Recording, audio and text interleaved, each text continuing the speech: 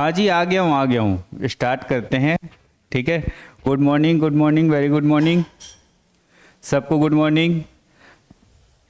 साध्य PSC academy के YouTube channel में आप सबका स्वागत है। मैं आप सबका हार्दिक स्वागत करता हूँ। एक बार फिर आप सबके समक्ष में उपस्थित हो गया हूँ। थोड़ा सा विलम्ब हो गया था। क्या है, हमारे आदरणीय सर साहू सर जी का करंट अफेयर का आप लोग के लिए सीरीज़ लेके आज सर उपस्थित हुए थे। ठीक है। करंट अफेयर आया था तो क्या है, उनका लाइव चल रहा था तो क्या है जी, दो व्यक्ति एक साथ लाइव नहीं आ सकते हैं। ठीक है। आप किसका पढ़ोगे, मेरा पढ़ोगे या सर का पढ़ोगे? तो इस कारण थोड़ा सा विलम्ब हो गया और कुछ नहीं है।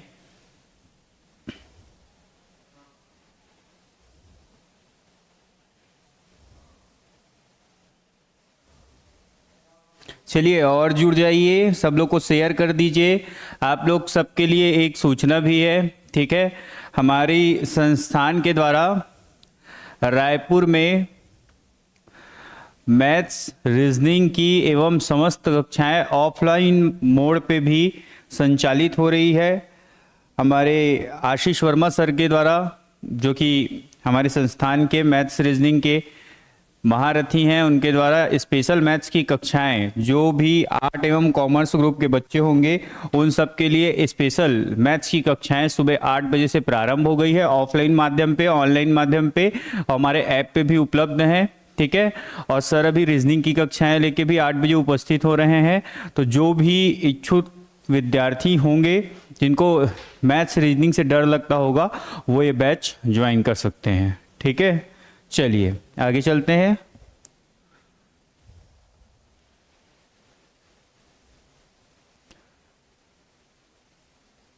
रायपुर में आपके डीडीयू नगर में जो पासपोर्ट ऑफिस है, उसके जस्ट सामने में हमारी संस्थान है साध्य पीएससी एकेडमी रायपुर ब्रांच।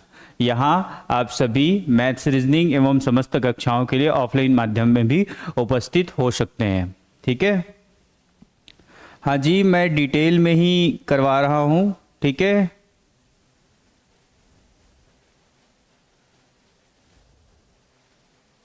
जी मैं डिटेल में ही करवा रहा हूँ, आपको टेंशन लेने की आवश्यकता नहीं है। आप मेरी पिछली 2 क्लासेस देख लीजिए, अगर कुछ भी छूटा होगा तो आप मेरे से बोलिएगा। ठीक है। इससे डिटेल में ना किसी एग्ज़ाम के लिए आपको पढ़ना है और ना ही पढ़ने की आवश्यकता है। अमूमन सीजीपीएससी प्रीलिम्स के लिए भी आपको पढ़ने की आवश्यकता नहीं है, इस चीज़ को याद रखिए। अब इससे अधिक डिटेल में और क्या होगा भाई। ठीक है। तो आप टेंशन मत लीजिए, मैं तो हूँ ना भाई, मैं करा रहा हूँ ना, आपसे एक क्वेश्चन नहीं छूटेगा। और जो थोड़े से भी मेरे ऊपर संशय में है कि डिटेल में है नहीं है, मेरी प्रीवियस 2 क्लासेस संविधान की आप देखिए, मेरी प्रीवियस 4 से 5 क्लासेस इकोनॉमिक्स की देखिए, आपको पता चल जाएगा कि डिटेल क्या होता है। डिटेल में कुछ नहीं होता है जी, इस चीज़ को याद रखिए। आपको समझ आना चाहिए, वही डिटेल है। आपको याद होना चाहिए, वो डिटेल है। समझ रहे हैं बात को? आपको अगर वो चीज़ें अच्छे से समझ में आ रही है, आपको वह चीज़ें अच्छे से याद हो रही है, आपको आप उन चीज़ों के अच्छे से नोट्स बना रहे हैं, यही आपके लिए सर्वोपरि है। समझ रहे हैं? आज के डेट में आपका समग्र अध्ययन आवश्यक नहीं है। समझ रहे हैं बात को? स्मार्ट स्टडी की जरूरत पड़ती है। आप पढ़ रहे हैं लेकिन आप क्या है, उस चीज को अच्छे से देख नहीं पा रहे हैं या एग्जर्व नहीं कर पा रहे हैं, याद नहीं कर पा रहे हैं, तो वो चीजें आपके लिए व्यर्थ है। ठीक। हाँ, न्यू स्टूडेंट के लिए भी ये पूरी डिटेल में ही रहेंगी, आपको टेंशन लेने की आवश्यकता नहीं है। मेरे पे विश्वास करके चलिए। आपका संविधान और जो अर्थशास्त्र है, इकोनॉमी है, अर्थव्यवस्था है, ये सारी बहुत अच्छे से क्लियर हो जाएगी। आप अमूमन कहीं टेस्ट सीरीज भी ज्वाइन करेंगे जाके, तो आपको देखने को मिलेगा कि जो क्वेश्चंस आएंगे, आप मेरी क्लास को अगर अच्छे से पढ़े होंगे तो आपसे वो क्वेश्चंस भी इजी वे में सॉल्व हो जाएंगे। चलिए, जैसे कि आप सब थंबनेल में देख पा रहे होंगे, गुड मॉर्निंग, गुड मॉर्निंग। ठीक है। चलिए आगे चलते हैं। जैसे कि आप थंबनेल में देख पा रहे होंगे, आज हमको क्या देखना है, तो आज हमको देखना है आपका संविधान का निर्माण। ठीक है। तो कौन से संविधान का निर्माण? भारतीय संविधान का निर्माण के बारे में हमको बात करना है। चलिए आगे के बारे में चलते हैं और आगे देखते हैं। ठीक। तो भारतीय संविधान के निर्माण के बारे में बात करेंगे तो यहाँ से थोड़ा सा ओवरव्यू लेते हैं। आपको यह देखने को मिलेगा कि हमारे यहाँ नेशनल मूवमेंट्स चली। नेशनल मूवमेंट्स को अगर आप थोड़ा सा गौर करेंगे तो यह देखने को मिलता है कि 1919 भारतीय स्वतंत्रता संग्राम में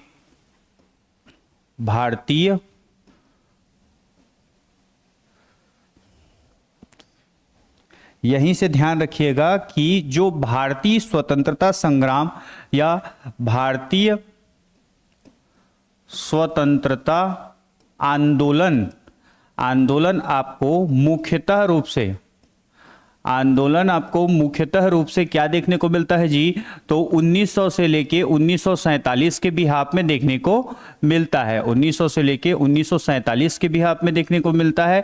इसी बीच में आपको मुख्यतः जो भी हमारे क्रांतिकारी रहे, जैसे कि महात्मा गांधी, सरदार वल्लभ भाई पटेल, ठीक है, मोतीलाल नेहरू, जवाहरलाल नेहरू, सुभाष चंद्र बोस, भगत सिंह, आजाद, सुखदेव, ठीक है, चंद्रशेखर आजाद, सुखदेव, ये सभी एक्टिव रहे। गोपाल कृष्ण गोखले, दादा भाई नौरोजी जैसे, फिरोज शाह मेहता, सुरेंद्र नाथ बनर्जी जैसे जो महान क्रांतिकारी नेता रहे, बाल गंगाधर तिलक, विपिन चंद्र पाल, लाला लाजपत राय, ये सभी नेताएं एक्टिव रहे। समझ रहे हैं बात को?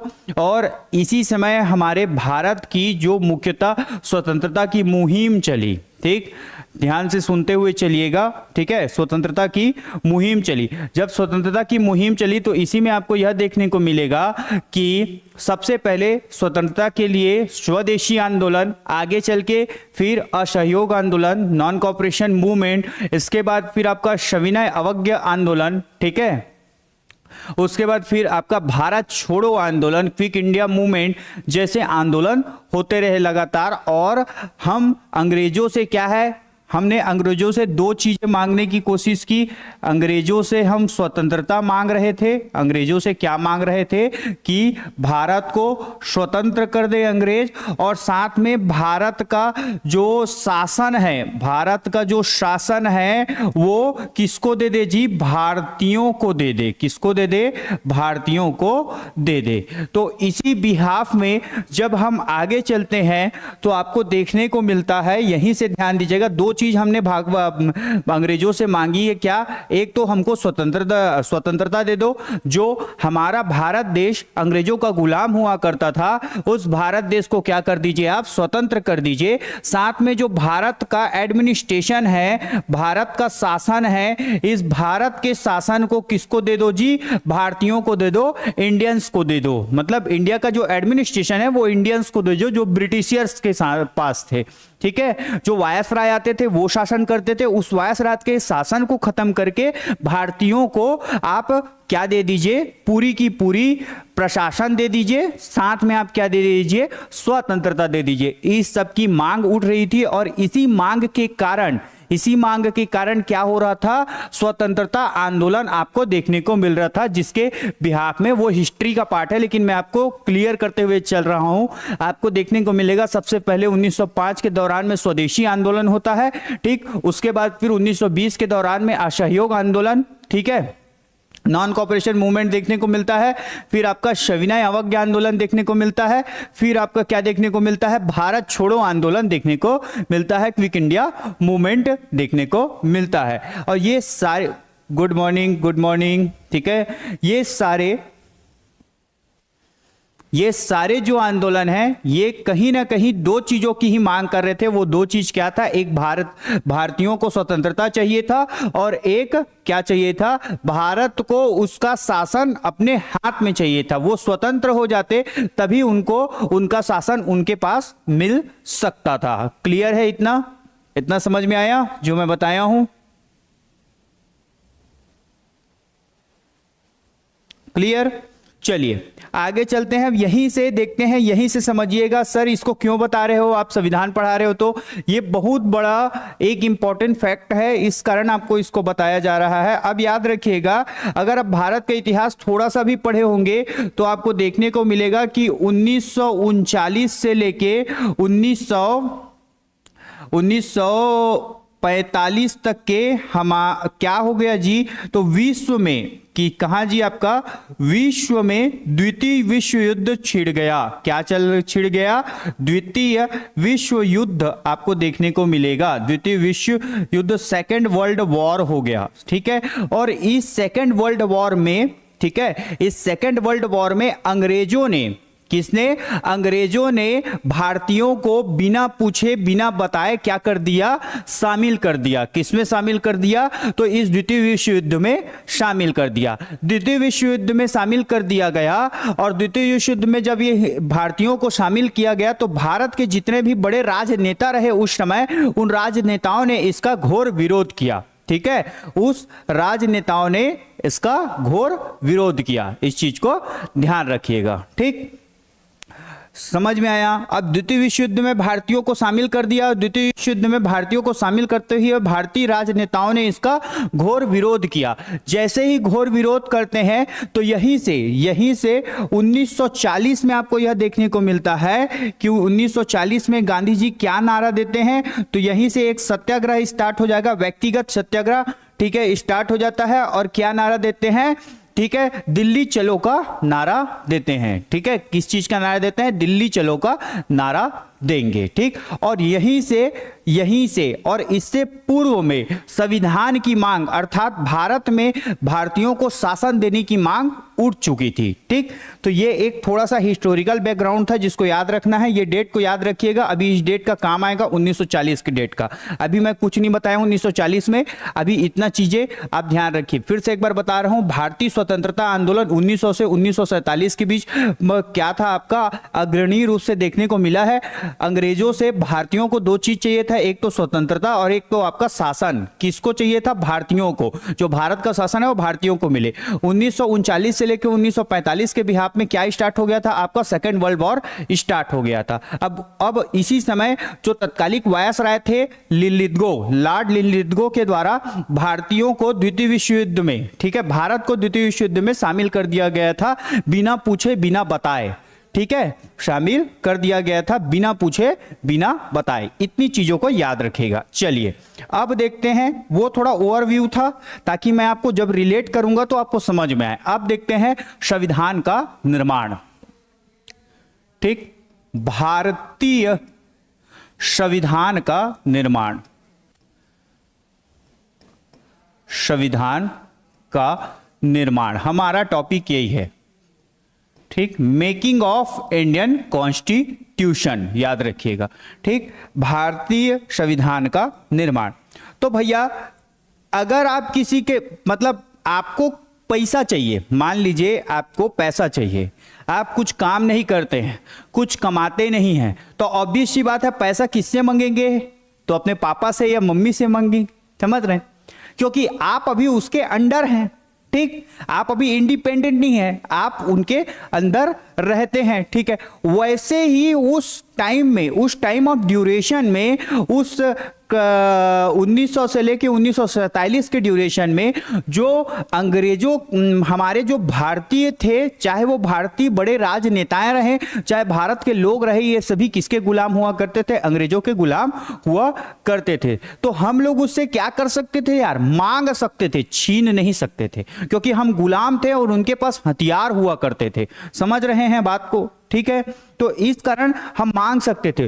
तो सबसे पहले याद रखिएगा, भारतीय संविधान के निर्माण में संविधान की मांग होती है। क्या होती है जी? आपका संविधान की मांग होती है, याद रखिएगा, ठीक है। संविधान की मांग होती है, ठीक। संविधान की मांग होती है, डिमांड ऑफ कॉन्स्टिट्यूशन बोला जाता है। मांग किया जाता है कि हमको हमारा संविधान दे दो, ठीक है। संविधान की मांग। अब संविधान की भी मांग होती है तो हम डायरेक्ट संविधान नहीं मांग सकते थे, क्योंकि भारतीय जो राजनेता थे उस समय, उनको नहीं पता था कि संविधान होता क्या है, किस प्रकार होता है। समझ रहे हैं बात को? तो वो फिर क्या किए? तो उन्होंने संविधान नहीं मांगा, उन्होंने दो चीजें मांगी, याद रखिएगा, ठीक। तो यहीं से दो चीजों की मांग आपको देखने को मिलती है। एक आपका स्वराज्य मांगा जाता है। क्या मांगा जाता है? स्वराज्य मांगा जाता है, याद रखिएगा। और उसके बाद फिर किसका मांग किया जाता है? संविधान की मांग की जाती है। सर्वप्रथम क्या मांगा जाता है जी? आपका स्वराज्य मांगा जाता है, ठीक है, स्वराज्य मांगा जाता है। ठीक, इस चीज को ध्यान रखिएगा। जय जोहार, जय जोहार, जय छत्तीसगढ़। अभी अभी स्टार्ट हुआ है क्लास, ज़्यादा टाइम नहीं हुआ है। थोड़ा सा हिस्टोरिकल बैकग्राउंड बस बताया हूं मैं भारतीय इतिहास को, कि भारतीय इतिहास में 1900 से 1947 के बिहार में जो स्वतंत्रता आंदोलन चले, उसमें हमने अंग्रेजों से क्या दो चीज़ मांगी थी। तो एक आपका स्वतंत्रता मांग रहे थे हम, और एक क्या मांग रहे थे, शासन मांग रहे थे। तो उसी में मैंने बताया कि प्रथम विश्व युद्ध कब होता है जी, आपका 14 से 19 होता है। द्वितीय विश्व युद्ध होता है 39 से 45 के बिहार में। तो 39 से 45 के बिहार में भारतीयों को बिना बताए, बिना पूछे, बिना अनुमति के तत्कालिक वायसराय लॉर्ड लिलिथगो के द्वारा द्वितीय विश्व युद्ध में भारत को शामिल कर दिया जाता है। अब इसके बाद हम स्टार्ट किए हैं क्या, भारतीय संविधान का निर्माण, जिसमें मैं ये बता रहा हूं कि सबसे पहले संविधान की मांग हुई है। ठीक है, मांगा गया है कि हमको हमारा संविधान दे दो। तो डायरेक्ट हम संविधान नहीं मांग सकते थे, क्योंकि हमको, हमारे राजनेताओं को उस समय क्या नहीं था जी, संविधान क्या होता है, किस प्रकार होता है, एक देश के लिए संविधान क्यों महत्वपूर्ण है, ये पता नहीं था, ज्ञान नहीं था इसका। इस कारण हमने सबसे पहले क्या मांगा, तो स्वराज्य मांगा। सबसे पहले क्या मांगते हैं हम, तो याद रखिएगा, स्वराज्य मांगते हैं। ठीक है, यह भारतीय राजनेताओं के द्वारा सबसे पहले स्वराज्य और उसके बाद संविधान की मांग की जाती है। तो अब यहां से डेट को याद रखते हुए चलिएगा और समझते हुए चलिएगा। मैं एक एक चीज आपको बता रहा हूं। ठीक है, देखिए, स्वराज्य की मांग करेंगे तो हम 3 बार स्वराज्य की मांग करते हैं। एक सबसे पहले करते हैं 1895 में, याद रखिएगा। ठीक, फिर स्वराज्य की मांग करते हैं हम 1906 में, याद रखिएगा। और फिर स्वराज्य की मांग करते हैं हम 1922 में। ये 3 डेट याद रखिए। फर्स्ट ऑफ ऑल याद रखिएगा क्या, 1895, सेकेंड 1906 और 1922 में। इस चीज को ध्यान रखिएगा। क्लियर। और इसके बाद याद रखिएगा, जब संविधान की मांग करते हैं तो संविधान की मांग कब कब की जाती है, तो याद रखिएगा 1934 में सर्वप्रथम संविधान की मांग की जाती है। याद रखिएगा, दूसरा याद रखिए 1935 में मांग की जाती है, और उसके बाद 1938 में मांग की जाती है किसकी, संविधान की। ठीक, तो आपसे कभी पूछे कि सर्वप्रथम संविधान की मांग कब की गई, तो याद रखिएगा 1934 में की गई। और सर्वप्रथम स्वराज्य की मांग कब की गई, तो याद रखिएगा 1895 में की गई। याद रखिए इस चीज को। ठीक, तो 1895 में कौन स्वराज्य की सर्वप्रथम मांग करते हैं, तो याद रखिएगा बाल गंगाधर तिलक के द्वारा मांगा जाता है। ठीक है, बाल गंगाधर तिलक। ठीक है, तिलक जी के द्वारा संविधान की मांग की जाती है। बाल गंगाधर तिलक जी मांगते हैं संविधान को, स्वराज्य को 1895 में। और एक नारा देते हैं, क्या देते हैं, स्वराज्य मेरा जन्म सिद्ध अधिकार है और इसे मैं लेके ही रहूंगा। तो सर्वप्रथम स्वराज्य की मांग किनके द्वारा की जाती है, तो बाल गंगाधर तिलक जी के द्वारा की जाती है। इसके बाद याद रखिएगा, बाल गंगाधर तिलक जी के द्वारा 1895 में क्या मांगा गया, स्वराज्य मांगा गया अंग्रेजों से। सर्वप्रथम मांग की गई, किसकी मांग की गई, कि भारत मेरा राज्य है, भारत मेरा राज्य है और मेरा राज्य को आप मेरे को दे दो, इसी कारण मेरा स्वराज्य मेरे को दे दो बोलते हैं। और कहते हैं कि स्वराज्य मेरा जन्म सिद्ध अधिकार है और इसे मैं लेके ही रहूंगा। समझ में आया क्या, इतना समझ आया।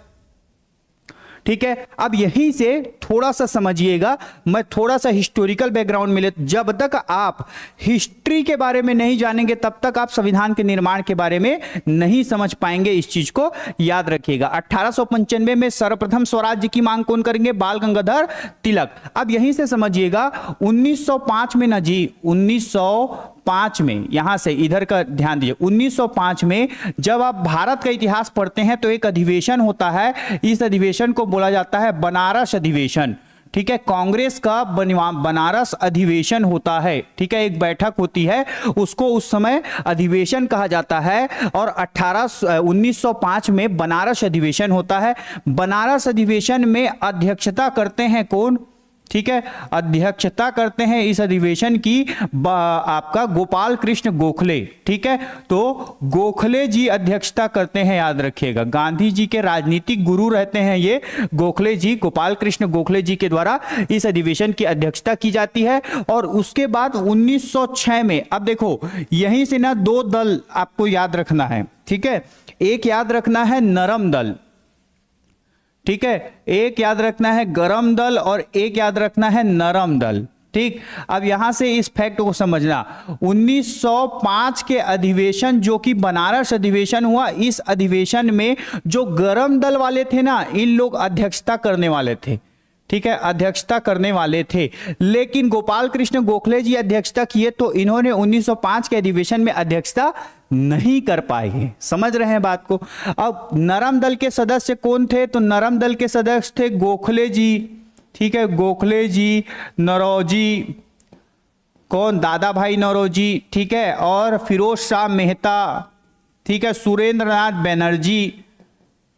बनर्जी, सुरेंद्रनाथ बनर्जी। ठीक है, ये सब नाम, ये सब नरम दल में। अब गरम दल में कौन कौन आते थे, तो लाल बाल पाल आते थे। कौन कौन आते थे, लाल बाल पाल, याद रखिएगा। ठीक, तो लाल बाल पाल में कौन, लाला लाजपत राय, बाल गंगाधर तिलक और विपिन चंद्र पॉल आते थे, याद रखिएगा, लाल बाल पॉल। ठीक, और साथ में घोष साहब भी आते थे, अरविंद घोष। ठीक, इस चीज को ध्यान रखिएगा। अब क्या हुआ, 1905 के अधिवेशन, बनारस अधिवेशन की अध्यक्षता कौन करना चाहता था, तो लाल बाल पाल में से किसी को अध्यक्षता कराना चाहते थे। मुख्यतः अध्यक्षता लाला लाजपत राय करना चाहते थे, लेकिन गरम दल लाला लाजपत राय को अध्यक्षता करा के अंग्रेजों का किस रूप से, क्रांतिकारी रूप से विरोध करना चाहते थे। लेकिन जो नरम दल था वो ये नहीं चाहता था, वो पत्रकारिता की राजनीति चाहते थे। पत्रकारिता मतलब पत्राचार, पत्र व्यवहार करके अंग्रेजों से स्वतंत्रता की मांग कर रहे थे, अपने स्वराज्य की मांग कर रहे थे। लेकिन नरम दल को क्या नहीं था जी, ये मंजूरी नहीं था। लेकिन वो जो गोखले जी थे ये बहुत आदरणीय थे, और आदरणीय होने के कारण बनारस अधिवेशन की अध्यक्षता कौन करते हैं आपका, तो गोपाल कृष्ण गोखले जी करते हैं। इसके बाद फिर 1906 में जो अधिवेशन होगा उसमें फिर से एड़ी चोटी का जोर लगा देते हैं कौन, गरम दल वाले लोग, किसको अध्यक्षता कराने के लिए, लाला लाजपत राय को। ठीक है, लेकिन 1906 के अधिवेशन में भी इन लोग एक क्या है, तो ऐसा गेम खेल देते हैं कि एक आदरणीय व्यक्ति को, जो कि कहां थे, ब्रिटेन में थे, वकालत कर रहे थे, उस आदरणीय व्यक्ति को बुला लेते हैं अध्यक्षता कराने के लिए, और उसका नाम रहता है आपका 1906 के कलकत्ता। ठीक है, कलकत्ता अधिवेशन, कांग्रेस का कलकत्ता अधिवेशन की अध्यक्षता करते हैं कौन, तो याद रखिएगा इसी अधिवेशन की अध्यक्षता करेंगे, जिनको ब्रिटेन से ओनली अध्यक्षता करने के लिए बुलाया जाता है, वो रहते हैं दादा भाई नौरोजी। ठीक है, दादा भाई नौरोजी, दादा भाई नौरोजी। और ये क्या है, वृद्ध रहते हैं। ठीक है, बुजुर्ग हो गए रहते हैं, इसी कारण इनको क्या कहा जाता है, तो इसको कहा जाता है the grand old man of India. दादा भाई नौरोजी को बुलाया जाता है, और ये कलकत्ता अधिवेशन, कांग्रेस के कलकत्ता अधिवेशन की 1906 में अध्यक्षता करते हैं, याद रखिएगा। और इसी में ये सर्वप्रथम किसकी मांग करते हैं जी, तो याद रखिएगा कांग्रेस की अधिवेशन में ऑफिशियल रूप से, ये ऑफिशियल क्योंकि अधिवेशन में मांग कर रहे हैं, इस कारण कांग्रेस की अधिवेशन में ऑफिशियल रूप से स्वराज्य की मांग करते हैं, ये याद रखिएगा। ठीक है, स्वराज्य की मांग करते हैं। ठीक है, स्वराज्य की मांग करेंगे। क्लियर हुआ क्या, बताइए। हाँ, मुस्लिम लीग की स्थापना भी 1906 में हुई है, सही बोल रहे हो, लेकिन अभी मुस्लिम लीग कोई काम का नहीं है। अभी जो पढ़ा रहा हूं उसको पढ़ो, समझ रहे हो। मुस्लिम लीग की स्थापना को आपको ध्यान नहीं देना है। ठीक, तो मैंने क्या बोला, 1906 में कलकत्ता अधिवेशन की अध्यक्षता कौन करेंगे, दादा भाई नौरोजी, और स्वराज्य की मांग करते हैं, याद रखिएगा। यहीं पास एक और चीज की मांग करेंगे, स्वाधीनता मांगेंगे। क्या मांगेंगे? स्वाधीनता, स्वाधीनता मांगते हैं, याद रखिएगा।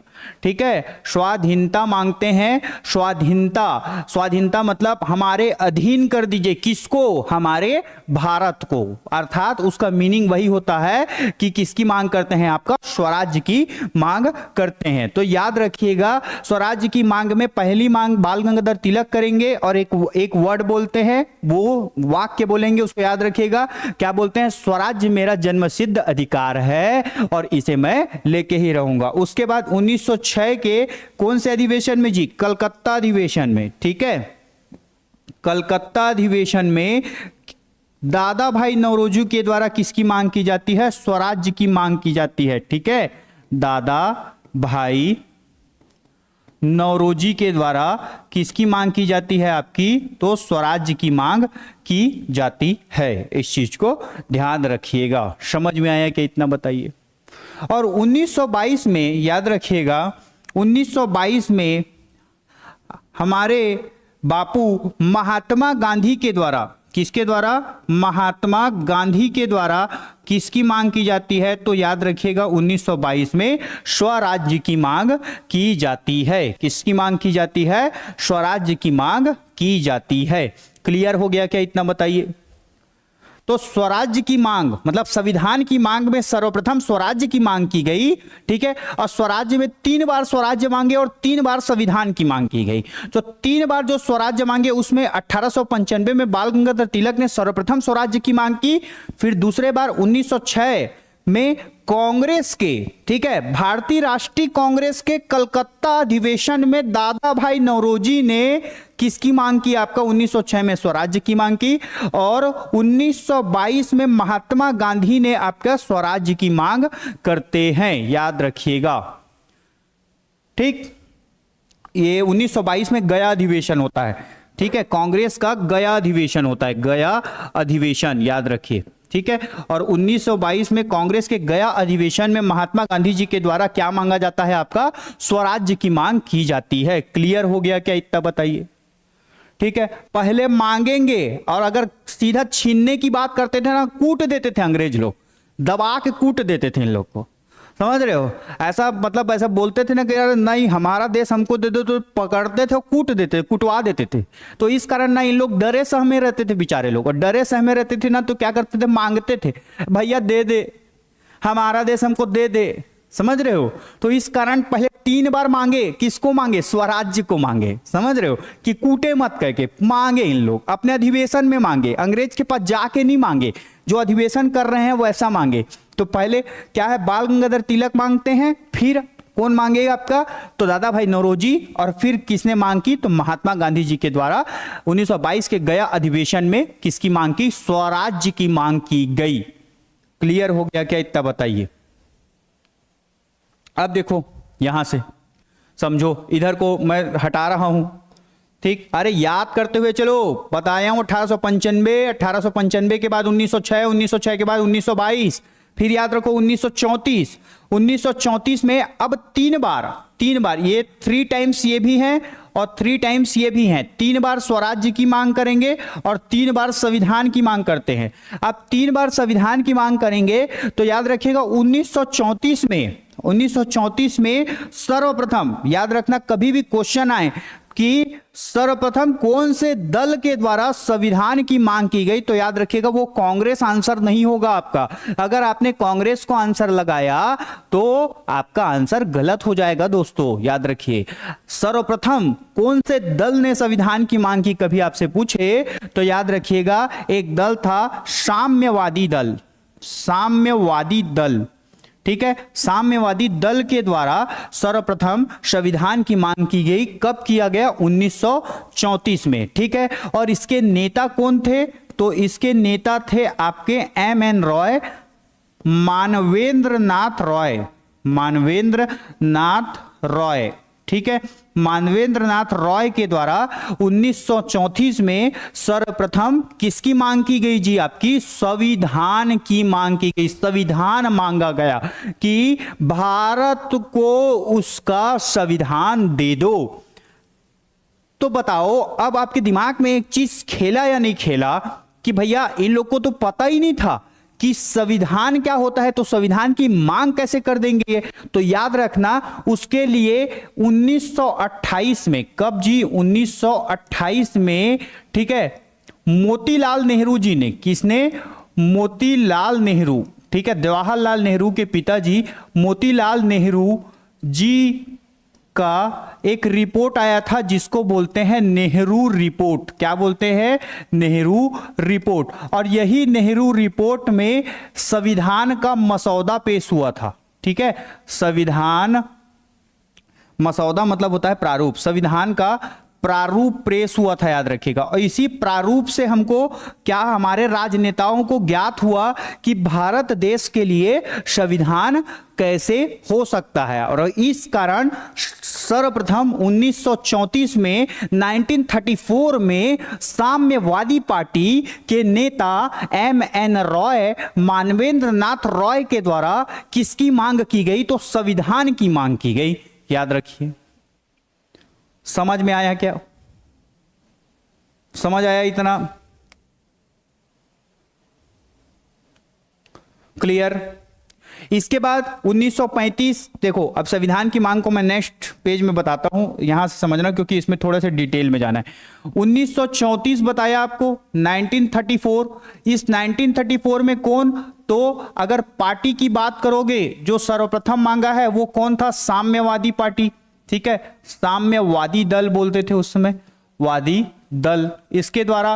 और नेता कौन थे, क्वेश्चन आता है आपके प्रीवियस ईयर व्यापम के एग्जामिनेशन में और सेंट्रल के बहुत सारे एग्जामिनेशन में क्वेश्चन आया है। नेता का नाम था एम.एन. रॉय, ठीक है, पूरा नाम लिखते हैं मानवेंद्र नाथ रॉय, मानवेंद्र नाथ रॉय, याद रखिएगा, नाथ रॉय। इनके द्वारा सर्वप्रथम 1934 में किसकी मांग की गई, संविधान की मांग की गई।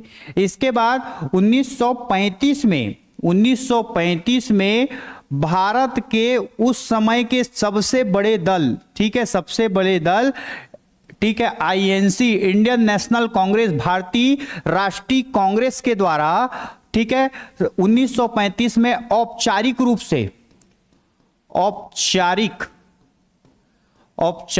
संविधान की मांग की गई। याद रखिएगा, औपचारिक संविधान की मांग की गई। अब सर ये औपचारिक क्या होता है, तो औपचारिक का मतलब होता है ऑफिशियली, ठीक है, ऑफिशियली, याद रखिएगा, ऑफिशियली मतलब पत्र व्यवहार के जरिए ऑफिशियली ब्रिटिशों के सामने भारत का संविधान हो, इस प्रकार के एक प्रारूप को पेश किया गया और मांगा गया कि अब आपको संविधान, हमको हमारा संविधान का निर्माण करना है, भारत देश को स्वतंत्र कर दो। कब, 1935 में। किसने, इंडियन नेशनल कांग्रेस, भारतीय राष्ट्रीय कांग्रेस ने औपचारिक संविधान की मांग की। याद रखिएगा, या औपचारिक रूप से संविधान को मांगा, ऑफिशियली, औपचारिक का मतलब होता है ऑफिशियली।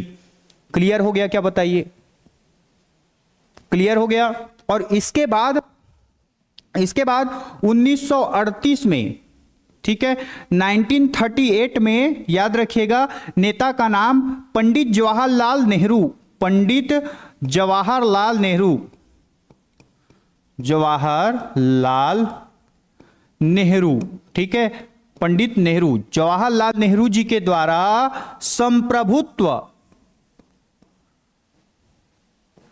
संप्रभुत्व संविधान की मांग की गई। याद रखिएगा, ठीक है, किसकी मांग की गई, संप्रभुत्व संविधान की मांग की गई, ठीक है, संप्रभुत्व संविधान की मांग की गई। याद रखिएगा, ठीक, तो हाँ, संप्रभुत्व संविधान की मांग कौन करेंगे, तो पंडित नेहरू करते हैं, पंडित जवाहरलाल नेहरू। कब करते हैं, 1938 में करते हैं। और याद रखिएगा, ये दो शर्तें रखते हैं, ठीक है, दो शर्तें भी रखते हैं जब ये मांग करते हैं तो याद रखिएगा, इनकी दो शर्तें क्या होती है, तो इनकी पहली शर्त होती है, पहली शर्त कि संविधान का निर्माण, ठीक है, जो संविधान का निर्माण होने वाला है वो किसके लिए होने वाला है, तो भारतीयों के लिए होने वाला है। तो संविधान का निर्माण कैसे होगा, तो याद रखिएगा, वयस्क मताधिकार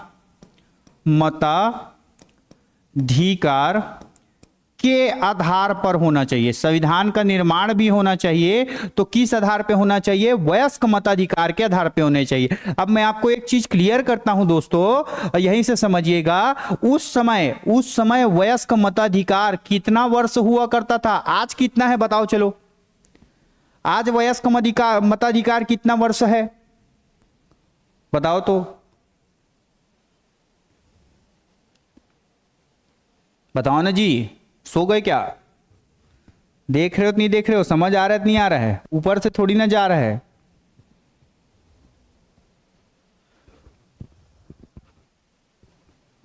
आज वयस्क मताधिकार कितना वर्ष है बताइए? चलिए, वेरी गुड, ठीक। लेकिन उस समय वयस्क मताधिकार कितना वर्ष था? 21 वर्ष था, 21 वर्ष। अर्थात संविधान के निर्माण में भारत में रहने वाले 21 वर्ष तक के नागरिक ही, 21 वर्ष जो की आयु जो पूर्ण कर चुके हैं, वही नागरिक ही संविधान के निर्माण में हिस्सा ले सकते हैं। यह बोला, पहले शर्त बोले कौन? पंडित जवाहरलाल नेहरू, याद रखिएगा, चाचा नेहरू के द्वारा। और दूसरी बात इन्होंने बोली कि भारतीय संविधान के निर्माण में, किसमें जी? भारतीय संविधान के निर्माण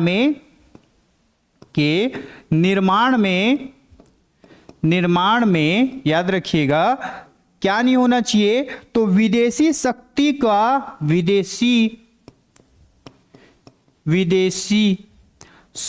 का हस्तक्षेप नहीं होना चाहिए। बोला विदेशी शक्ति का हस्तक्षेप नहीं होना चाहिए बोला, ठीक है। दूसरी शर्त इनकी यही थी कि भारतीय संविधान के निर्माण में विदेशी शक्तियों का क्या नहीं होना चाहिए जी? हस्तक्षेप नहीं होना चाहिए। अर्थात पहली बात बोली कि भारतीय संविधान का निर्माण वयस्क मताधिकार के आधार पर होना चाहिए, और दूसरी बात बोली कि भारतीय संविधान का निर्माण होगा तो कोई भी विदेशी शक्ति क्या नहीं करेंगे? इंटरफेयर नहीं करेंगे। नॉन इंटरफेयर पॉलिसी के बारे में बात की, ठीक। क्लियर हो गया इतना?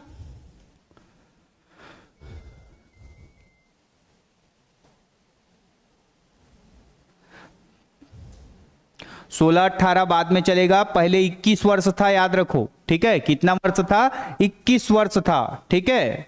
21 वर्ष के बाद जब हम एक अमेंडमेंट करेंगे, ठीक है, तो हमारा 69 आपका अमेंडमेंट होता है, 61 अमेंडमेंट 1989 के द्वारा जो वयस्क मताधिकार था, ठीक है, उसको 21 से 18 वर्ष किया गया। याद रखना, पहले 21 वर्ष ही चलते हुए आ रहा था। पहले प्रतियोगी परीक्षाओं में भाग लेने की आयु भी 21 वर्ष थी। अंग्रेज भारतीय लोग प्रतियोगी परीक्षाओं में भाग न ले पाए करके, ठीक है, उस आयु को 21 से 18 वर्ष किए थे। लेकिन वो प्रतियोगी परीक्षाओं की आयु थी। हमारे यहाँ वयस्क मताधिकार की आयु जो थी, जो अंग्रेजों के द्वारा क्या किया गया था, आपका डिसाइड किया गया था, वो कितना था जी? आपका 21 वर्ष था। और जिस समय भारतीय संविधान का निर्माण हो रहा था, उस समय भी वयस्कता की आयु कितनी वर्ष थी? 21 वर्ष थी। और यही दोनों बातों को मेंशन किसने किया था? तो पंडित जवाहरलाल नेहरू जी ने किया था। और उन्होंने कैसे संविधान मांगा था? तो याद रखना, इस पॉइंट को बहुत अच्छे से याद रखना। किस पॉइंट को जी? इसको कि उन्होंने संप्रभुत्व संविधान की मांग की थी। और एक वयस्क व्यक्ति के पास ही, जो व्यक्ति वयस्क रहता है, ठीक है, जो व्यक्ति वयस्क रहता है, इसी व्यक्ति के पास ही क्या होते हैं जी? सारे अधिकार, ठीक है, अधिकार होते हैं, या सारी प्रभुता होती है, ठीक है। इसी कारण ये जो संविधान की मांग किसने? पंडित जवाहरलाल नेहरू ने की थी। यही क्या कहलाया? आपका संप्रभुत्व संविधान कहलाया। हाँ, वेरी गुड। हाँ, बता देता हूं, उसको भी बता देता हूं। पहले वयस्कता की आयु कितनी वर्ष थी? 21 वर्ष। इसको भारतीय संविधान में 61वां, ठीक है, अमेंडमेंट किया गया 1989 में, और इसको 21 21 से क्या कर दिया गया, 18 वर्ष कर दिया गया। तब से वर्तमान में वयस्कता की आयु कितनी है, 18 वर्ष है।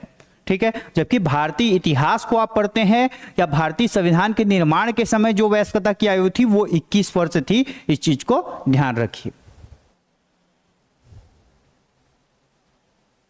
हाँ जी, मतदान की आयु बोल लो चाहे वयस्कता की आयु, आप मतदान करने के लिए, अगर आप मतदान करने के लिए योग्य हैं मतलब आप वयस्क हो गए हैं। समझ रहे हैं बात को? आप अपने मत का प्रयोग करके आप किसी प्रतिनिधि अर्थात एमएलए या एमपी को, मेंबर ऑफ पार्लियामेंट या मेंबर ऑफ लेजिस्लेटिव असेंबली को चुन रहे हैं, तो आप क्या है, वयस्क हो गए हैं, आप संप्रभुत्व हो गए हैं, आप अपने प्रभुता, अपने अधिकारों का स्वयं क्या कर सकते हो, प्रयोग कर सकते हो। तो जिनके पास अधिकार होंगे वही संविधान के निर्माण में भाग ले, ये बोले जवाहरलाल नेहरू जी। समझ रहे हो बात को? क्लियर हो गया? इतना क्लियर हुआ तो नहीं हुआ बताइए?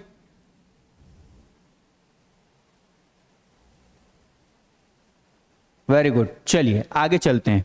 और कितना डिटेल बताऊं, इतना डिटेल कंप्लीट है, इससे ज्यादा कुछ है ही नहीं बताने लायक। समझ रहे हो बात को? चलिए इसको मैं छोटा करता हूं। अब यहां समझो, देखो एक बार ओवरव्यू दे रहा हूं फिर से। स्वराज्य की मांग 3 बार, 95, 6 और 22।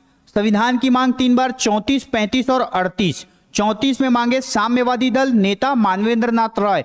35 में भारतीय राष्ट्रीय कांग्रेस, कैसी मांग, औपचारिक मांग, ऑफिशियल डिमांड किए, किसका, कॉन्स्टिट्यूशन का।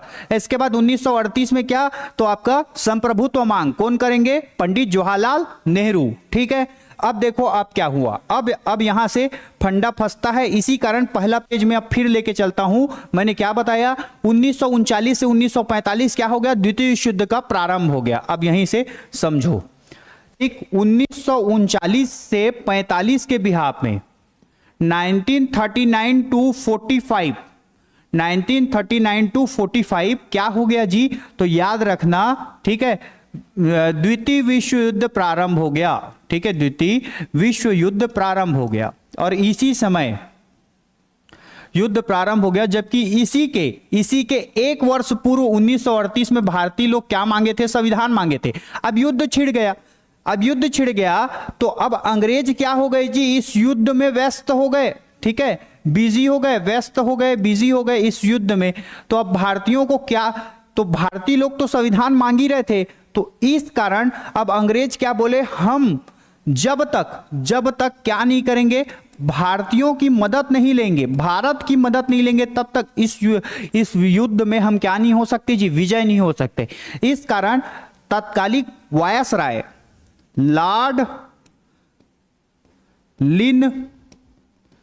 लिनलिथगो थे उस समय, लॉर्ड लिनलिथगो के द्वारा 1940 में, याद रखना 1940 में एक प्रस्ताव, अगस्त प्रस्ताव, कौन सा प्रस्ताव, अगस्त प्रस्ताव, या इसी प्रस्ताव को लिनलिथगो प्रस्ताव के नाम से भी जाना जाता है। क्या प्रस्ताव के नाम से जाना जाता है, लिनलिथगो प्रस्ताव के नाम से भी जाना जाता है। 1940 में तत्कालिक वायसराय लॉर्ड लिनलिथगो के द्वारा, ठीक है, अगस्त प्रस्ताव, यह प्रस्ताव जो था ये अगस्त महीने में आया था, इस कारण इस प्रस्ताव को अगस्त प्रस्ताव के रूप में जाना जाता है। अगस्त प्रस्ताव, या इसी प्रस्ताव को लिनलिथगो लाया था, इस कारण लिनलिथगो प्रस्ताव के नाम से भी जाना जाता है। भारतीयों को बिना पूछे, बिना बताए, बिना अनुमति के किसमें शामिल कर दिए, तो द्वितीय विश्व युद्ध में शामिल कर दिए, द्वितीय विश्व युद्ध में शामिल कर दिए, याद रखिए। ठीक है, किसमें शामिल कर दिए, द्वितीय विश्व युद्ध में शामिल कर दिए। किसको शामिल कर दिए, भारतीयों को शामिल कर दिए।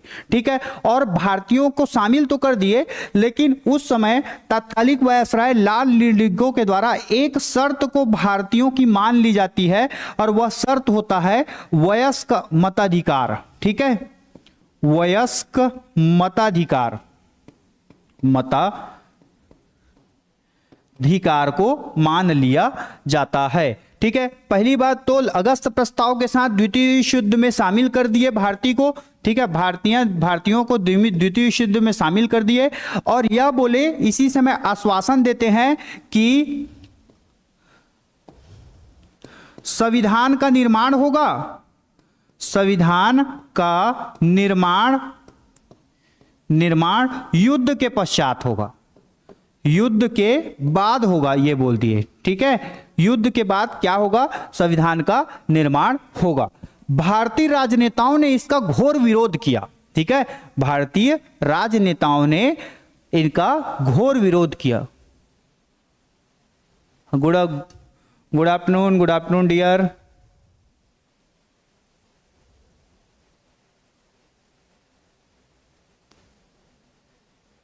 गुड आफ्टरनून, ठीक है, इतना समझ में आया क्या, बताइए? ज्यादा हो रहा है, रोक दूं इतने में, आगे कल बताऊं?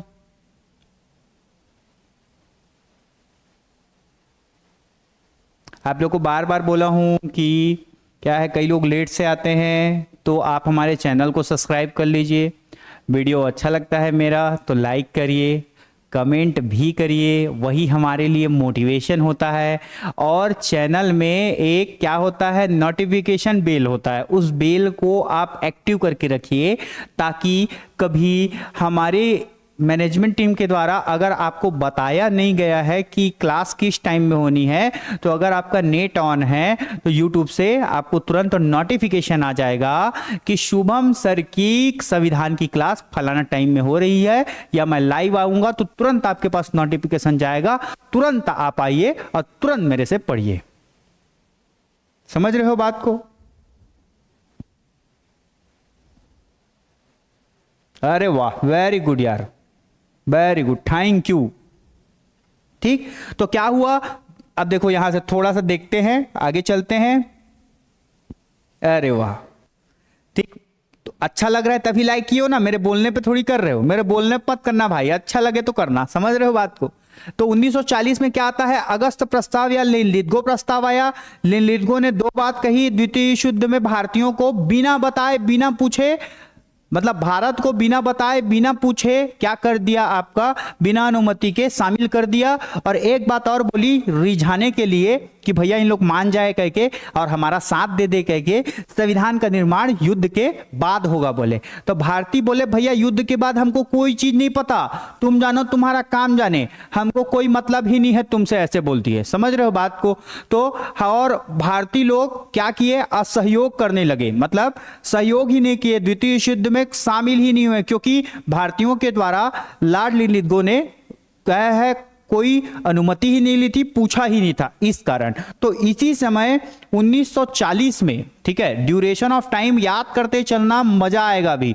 1940 में गांधी जी क्या करते हैं जी, तो याद रखना, एक नारा देते हैं, किस चीज का, दिल्ली चलो का, ठीक है, दिल्ली चलो का नारा देंगे। और यहीं से दिल्ली चलो के नारा के साथ ही 1939-40 में व्यक्तिगत सत्याग्रह का क्या कर देते हैं, प्रारंभ कर देते हैं। याद रखिएगा, गांधी जी कौन करते हैं, तो इस नारा को देने वाले व्यक्ति रहते हैं महात्मा गांधी, याद रखिएगा, ठीक है। बापू के द्वारा ये किया जाता है, दिल्ली चलो का नारा देते हैं और व्यक्तिगत सत्याग्रह प्रारंभ होता है 1939-40 के ड्यूरेशन से, ठीक है। किसके विरोध में, अगस्त प्रस्ताव, लिनलिथगो प्रस्ताव के विरोध में प्रारंभ होता है। अब भारतीय सपोर्ट नहीं कर रहे थे, किसका सपोर्ट नहीं कर रहे थे, अंग्रेजों का। अंग्रेज क्या है, यहां से डगमगा रहे थे, अंग्रेजों की हालत खराब हो रही थी। तो अब अंग्रेजों ने क्या किया, तो अंग्रेजों ने अब भारतीयों को रिझाने के लिए 1942 में भारतीय संविधान के निर्माण के लिए एक मिशन भेजा, जो पहला मिशन था आपका क्रिप्स मिशन, ठीक है, क्रिप्स मिशन। 1942 में भारत में क्रिप्स मिशन भारत आया, याद रखना। कौन भारत आया, 1942 में भारतीयों को रिझाने के लिए, भारतीयों के संविधान के निर्माण के लिए 1942 में क्रिप्स मिशन को अंग्रेजों के द्वारा भारत भेजा गया, याद रखना। अंग्रेजों के द्वारा, ठीक है। या भारत के परिप्रेक्ष्य में बात करेंगे तो क्रिप्स मिशन भारत आया, कब आया जी? आपका 1942 में, ठीक, वेरी गुड। 1942 में कौन आया? क्रिप्स मिशन भारत आया।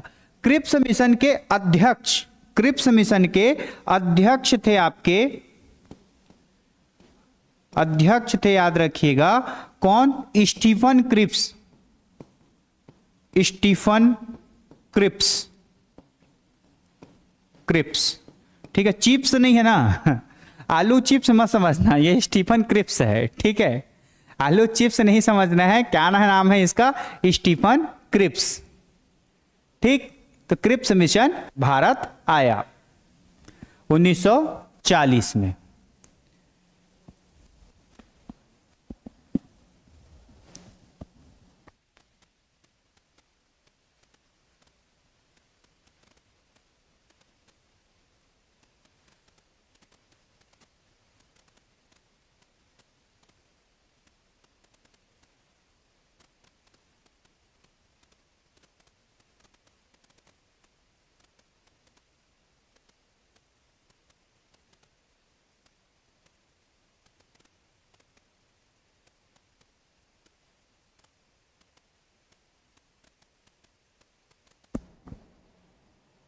ठीक है, क्रिप्स मिशन भारत आया, ठीक। तो और अध्यक्ष रहे कौन? Stephen Cripps.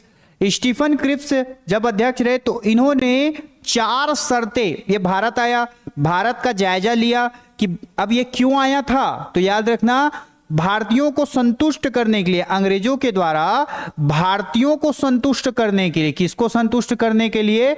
भारतीयों को संतुष्ट करने के लिए, ठीक है, संतुष्ट करने के लिए, और साथ में भारतीयों से सहयोग प्राप्त करने के लिए, ठीक। भारतीयों को पहली बात भारतीय संविधान मांग रहे थे तो उसको संतुष्ट करना था, और साथ में भारतीयों से द्वितीय विश्व युद्ध में सहयोग प्राप्त करना था, हेल्पिंग लेनी थी। इस कारण भारत में संविधान के निर्माण के लिए अंग्रेजों के द्वारा एक मिशन भेजा गया, और वही मिशन 1942 में, ठीक, वही आपका 1942 में क्रिप्स मिशन भारत आता है, जिसके अध्यक्ष कौन रहते हैं? स्टीफन क्रिप्स रहते हैं। और ये क्या करते हैं? तो भारत भ्रमण करने के पश्चात, ठीक है, भारत भ्रमण एवं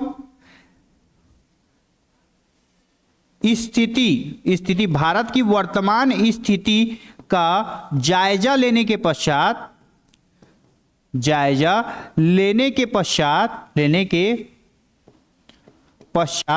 क्या करते हैं? आपका 4 शर्तें रखते हैं। कितनी शर्त रखते हैं आपका? तो 4 शर्तें रखते हैं, याद रखिएगा। अब इन 4 जो शर्त रखेंगे क्रिप्स मिशन के द्वारा, और इसके पश्चात जो कैबिनेट मिशन आएगा, ये सारी चीजों को अपन कल देखेंगे। आज की चीज जितनी मैंने बताया है, ये सारी चीजों को आप याद रखिए। अभी 5 मिनट के पश्चात मैं इकोनॉमिक्स का क्लास लेके आप सबके सामने जुड़ने वाला हूं। संविधान की क्लास को मैं आज यहीं रोक रहा हूं। मिलता हूं कल की क्लास में। कल हम क्रिप्स मिशन के द्वारा बताई गई 4 शर्तों को देखेंगे, आने वाले कैबिनेट मिशन को देखेंगे, और कल हम संविधान के निर्माण की सारी प्रक्रियाओं के बारे में बात करेंगे। देखिए, डिटेल में चल रहे हैं, पूरी क्लास आपको पढ़नी है, ज्यादा से ज्यादा क्लास को शेयर